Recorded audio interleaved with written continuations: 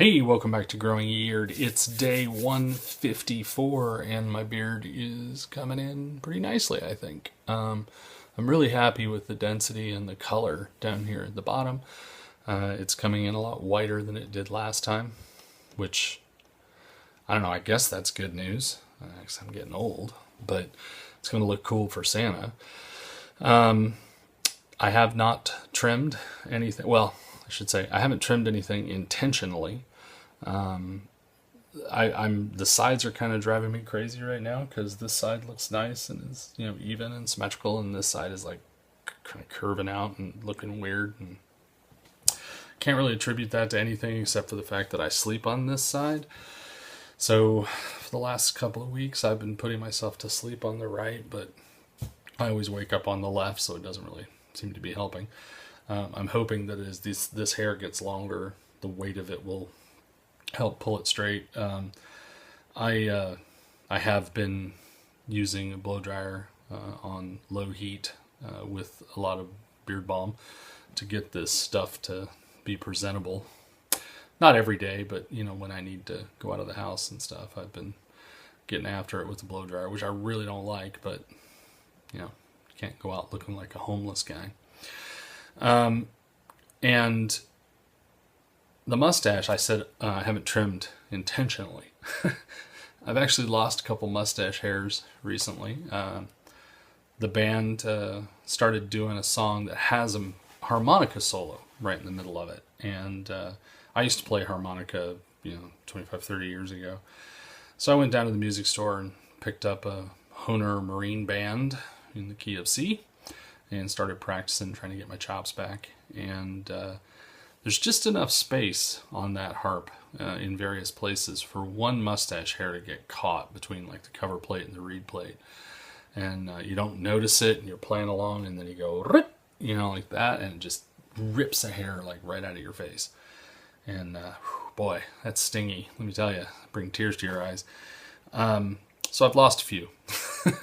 But I've also started waxing a little more heavily to get it up off my lip when I'm going to practice, so that it's not happening anymore. But boy, that first week or two was ripped out maybe half a dozen mustache hairs kind of right in the middle.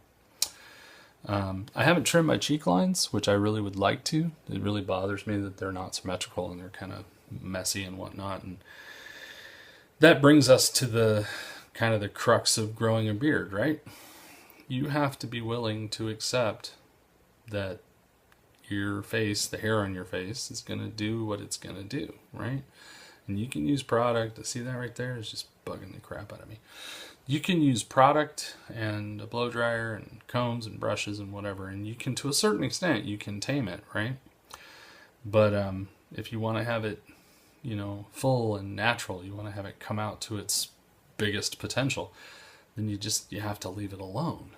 And for guys like me, for guys who struggle with, fussiness and symmetry and things like that, boy, a beard is a learning experience. The mustache in particular.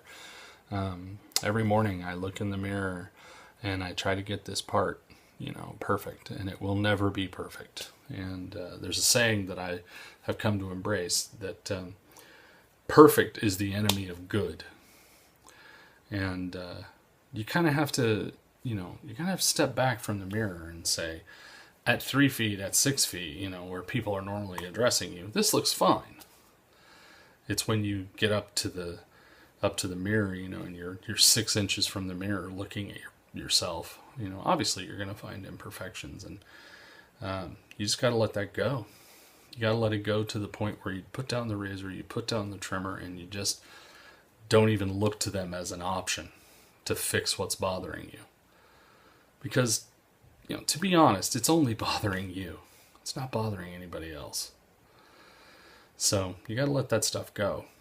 And growing a beard or growing out your hair are some of the only things I'm aware of in human endeavor where you get props for not doing something, right? You get props for doing nothing. You get props for not shaving, for not trimming, for just walking away from those behaviors.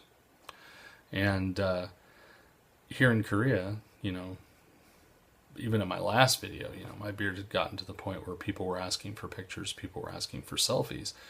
Well, now it's really big, and it's June, and I've got small children running up to me and calling me Santa Claus in the heat of summer. So I've had to really just be okay with whatever it's doing, and not stress over it being perfect or it being how I want it to be. I mean, because it is perfect in its own way, I suppose. Why haven't I made a video since day 87?